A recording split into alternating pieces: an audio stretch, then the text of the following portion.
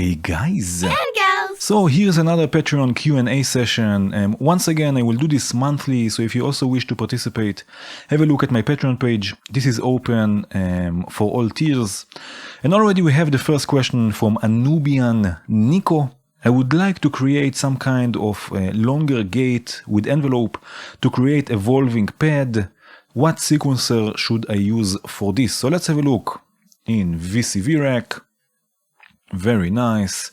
And first of all, we will look at the issue that we have. So I have here the note sequencer from JW. It's sequencing polyphonically the wave oscillator. So it's generating chords. This is going through a VCA, and an envelope is modulating this VCA.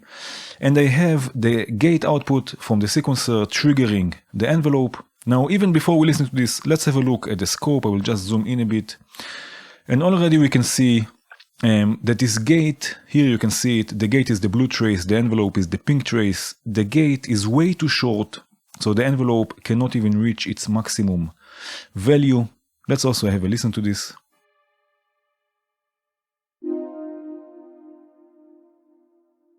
One more time. So you see we got just a really short step, and I cannot really change the, if I want a longer attack, it will just make the signal weaker, you see. So actually what we need is to find a way to lengthen this gate and have more flexibility with the envelope. So it's actually not an issue with the sequencer, but rather an issue with the gate itself. So you can use any sequencer that inspires you. And the first thing we can do to solve this issue is to use a dedicated module. So in this case, let's use D-Gate from Bog Audio, and keep in mind that if you have a polyphonic signal like I have here, again this sequencer is polyphonic, you will need also a polyphonic gate modifier, and the one I have here from Bog Audio is polyphonic. So let's send the gate from the sequencer first of all to D-Gate, and from there also to the scope and to the envelope. Very nice. And now we can start changing the length. Already you can see the gate is much longer, or the duration of the gate is longer, and we can start changing also the envelope. So now we have a full ADSR envelope. I can have a longer attack, change the gate length even more.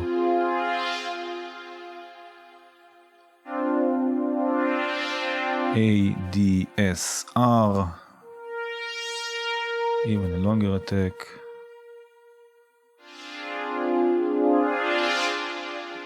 A longer duration for the gate.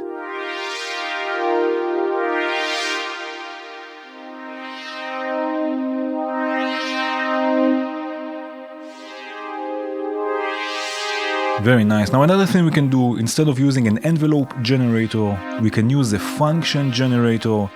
Now the difference between them is that a function generator will generate a signal, a function, upon receiving a trigger, and the duration of the trigger or the gate does not really matter.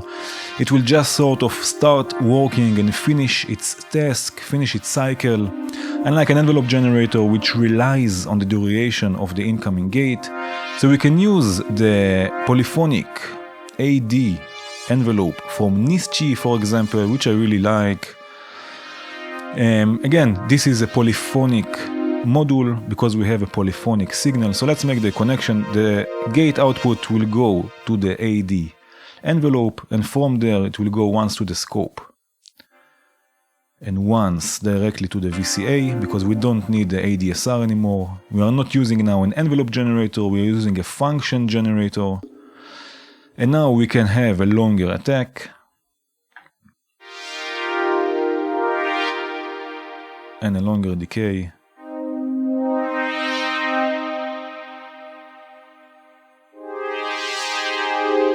So you can see just receiving a trigger, never mind how short the duration of it, or the duration, or how long, if it's a gate, if it's a trigger, and it will just start its cycle and finish it. By the way, Rampage is also a good choice. It has lots of features, but it's not polyphonic in this case, so I cannot use it. But if you want to use Rampage for something like this, it's also a function generator. Again, you use the trigger in the trigger input, and then you have the attack, which is rise, and the fall, which is the release. And you have tons of other features. You have 2 of them, and of course Rampage is amazing. So those are a few ways we can solve this issue of the gate length. So as you can see, it's not really about the sequencer itself, but more about the gate signal it outputs. Okay, so the second question is from James Webb. Could you take a look at the Sonus line of modules? Okay, so of course, something like this will need at least a couple of videos, but here I have a few that I think are worth playing with and checking out. And I'm not including the beautiful loopers, of course, which I use very often. So here I have the 16-step sequencer, which has a few really interesting features. I have also a diction, which is an additive oscillator, and it's going through Scramblers, which is a wave shaper. So let's have a listen to this. This is the sequence.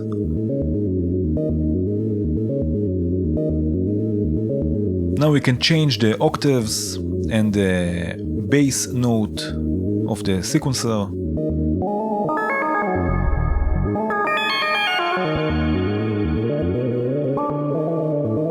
So we can have it in G, for example. We can also change the global tuning, so we can have a sequence in 432 Hz if we take it all the way to the left. If you are into something like this. Very cool. Now we can also change the tuning type, chromatic, quarter or 12th. We can add harmonics, on the oscillator. So I can add the 5th, for example, from the first harmonic.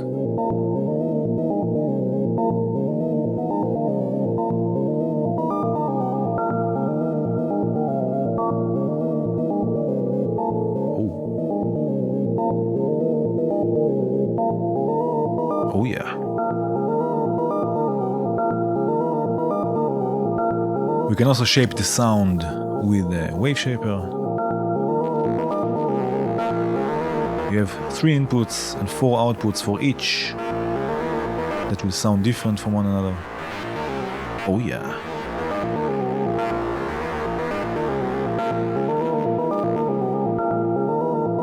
Now, as you can see, each row of the sequencer has its own trigger output. So what I'm doing here, I'm sending 2 rows, 2 different triggers to a hi-hat, and it will sound like this. Oh yeah. Another nice module from Sonus is the Hass delay module that can really add stereo width to your sound. So let's send the oscillator to it, the addiction oscillator. Let's take it all the way to the left for a second. And now I can start adding delay between the left and the right channels, and we can create this stereo width effect. Oh yeah.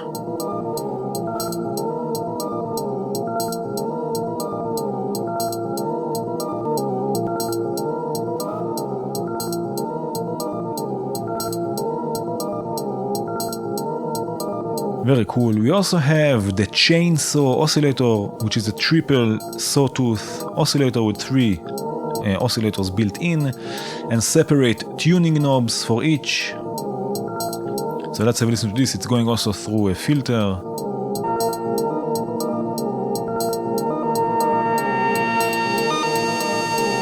So receiving a sequence from the second row of the sequencer.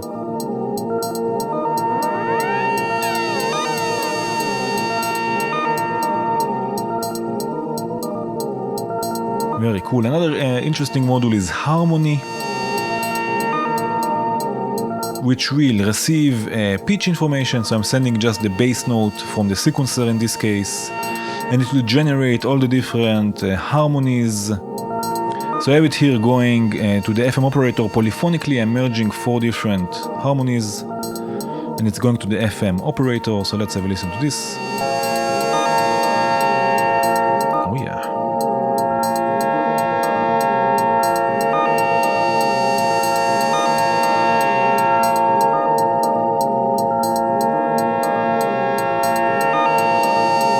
Very cool. So again, there are many other modules you should check out. And this was Sonus. Okay, so here we have another question. This one is from Eugene Komitsky. Can you please share how you distribute your music and if you bother about copywriting and how to prepare the tracks? So first of all, I mentioned this also in the last video. I have my music on Spotify and iTunes and such. And for this I use DistroKid. Now I'm not sponsored or anything by them, but I really think that it's a great way to have your music out there. And it's also quite affordable. I also have my albums on Bandcamp, which I really enjoy. It's a great website, and I also buy music there. Of course, I also have my music on YouTube, but the sound there is not as good as the original track or the tracks, since YouTube is compressing everything. And I also have some of my music on SoundCloud, although I'm not really active there because it's after a while it's just too much to follow. But yeah, I would say start with DistroKid, and if you have full albums, try also Bandcamp. And YouTube is nice if you have also videos for your music, but keep in mind that the sound will be compromised. Now about copywriting, I don't really bother myself with it. I just make sure that I don't use anything from other people. And how I prepare my tracks, so I'm no expert, but make sure that your music is mastered for the right levels. If it's for streaming, for example, or if you want to release a CD, the levels would be different. Try also to listen to your music in other places than your studio and on other devices, so you know that it will sound like you want it to sound in different situations, because naturally people will not listen to your music only in your studio. They might listen to it with cheap headphones, on small speakers, in their cars. Sorry, so make sure to prepare for this.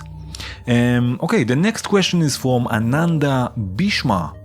Have I considered upgrading to the Keystep Pro, and what is the next addition to my setup? Okay, so yes, I already got a Keystep Pro, and actually since they announced it, I knew that I wanted because the original Keystep is a huge part of my setup, my live setup. It's super intuitive and amazing in live situations, so it was clear to me from the beginning that I want the Pro version. And until now I'm really happy with it. I just have it for a few days now. It's like having a few keysteps in one device, which is amazing.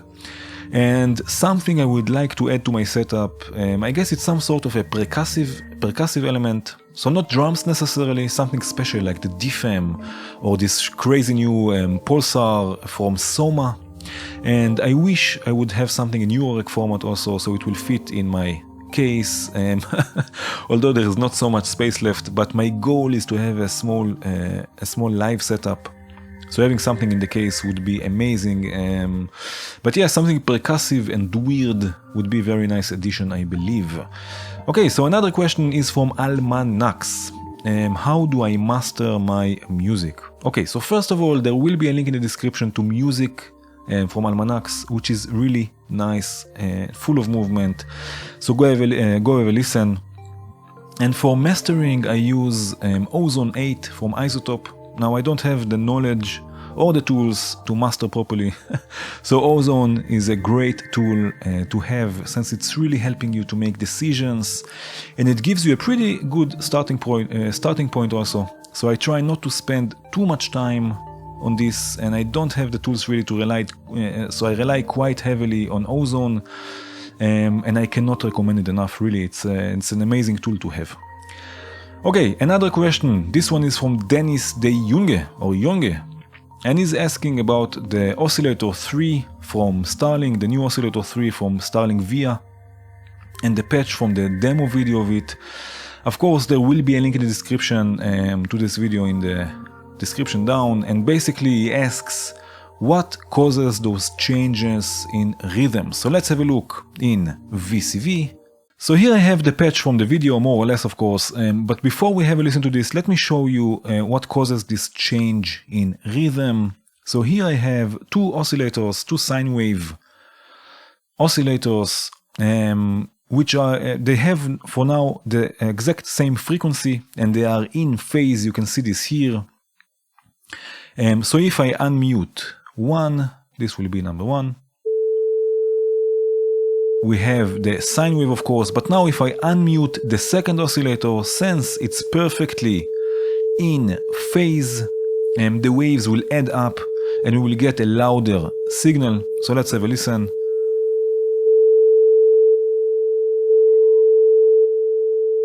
Right, we just get a louder signal. I can show you this also. So here I have a unity mixer and I have one oscillator going to it already, and this is going to the second scope. If I add now the second wave, you will see that on the second scope, you will see that the strength of the level of this wave will be amplified, just like this. Right, so if we add them together, we just get a louder signal. But if we bring the waves to be out of phase, they will still add up, but because one is going in the other direction, they will cancel each other. So here I can control the phase of the wave. Have a look also on the mix of them, and have a listen, of course, also. Let me zoom in a bit more. So now I'm bringing them, let's take to the other direction, bring them out of phase until they are completely out of phase, and they will cancel each other.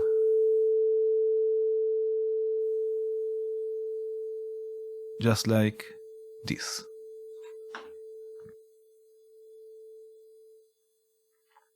Right? So now we have no sound, and you can see that they are out of phase. One is going in one direction, the other one is going in a different direction, so they are canceling each other. And this is also why it's important to make sure during the mixing stage that you don't have frequencies that are amplifying or canceling each other, and why it's important to mix in mono so you can really hear the phasing issues if there are any. But for now, let's concentrate on this here. So we have amplification of the signal when perfectly in phase, and we have cancellation when perfectly out of phase, and we have also everything in between. So if I play with the phase,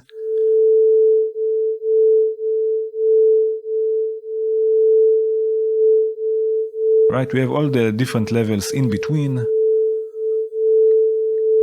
So let's bring the signals again to be perfectly in phase. So now again they are amplifying, they are being or the signal itself, the mix itself is being amplified. And now let's change the frequency of one of the oscillators. Again, they have exactly the same frequency. They are both tuned to 440 Hertz, 440.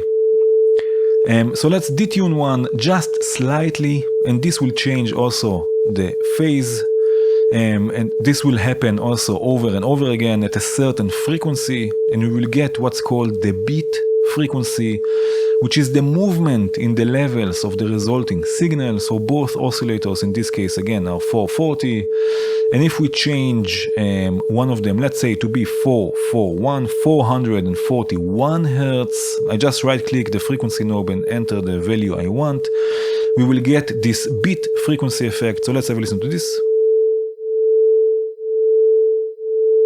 You can see it, you can listen to it, you can see how the waves are going in and out of phase. And this is what we hear now is the beat frequency. How the waves are interacting with one another. We can change this even more. Let's go to 445 Hertz. So now the frequency is higher. And actually it's the difference between them. So now it will be 5 Hertz. Again, we have here 440, here 445. So the difference between them is 5 Hertz. So the beat frequency has a frequency of 5 Hertz. If we go to 450, let's say, we have a beat frequency of 10 Hertz. Again, this is the difference between the frequencies. And of course, we can go also high enough that our ears cannot tell the difference anymore, and we will get a third tone.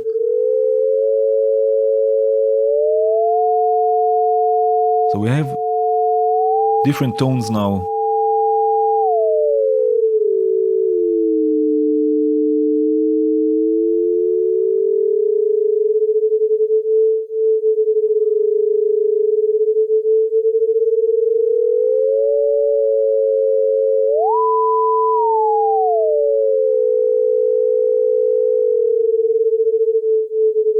Oh man, that's really cool. Okay, so let's mute this.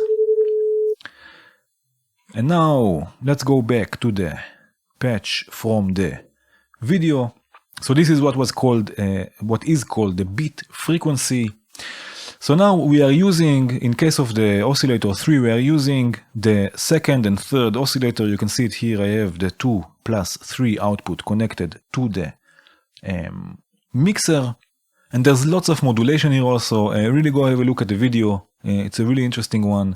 But the important thing is that we have control over the beat frequency with this knob, with this dedicated knob, so we can change the rhythms. So let's first of all, now it's all the way down, you see the beat frequency is 0, so we don't have the beat effect. But let's listen to this oscillator first. Pretty harsh, but that's more or less the sound. Oh yeah, more or less the sound from the video.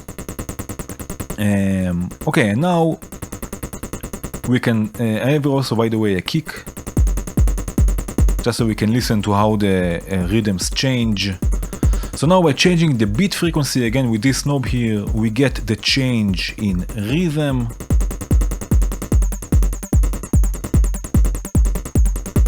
Without.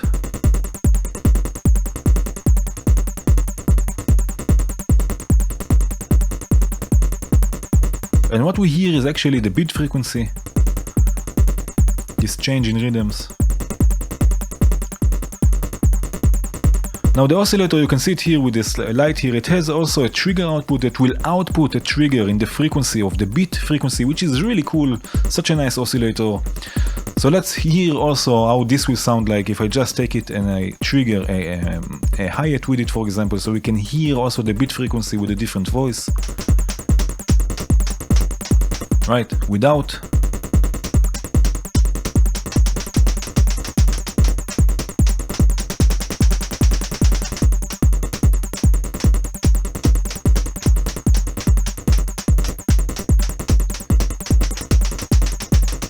Right, so now you can hear it also with a different voice. So this is what's called the beat frequency. Of course, this patch, let me just mute this for a second. Of course, this patch will be available with the other ones we looked at also today.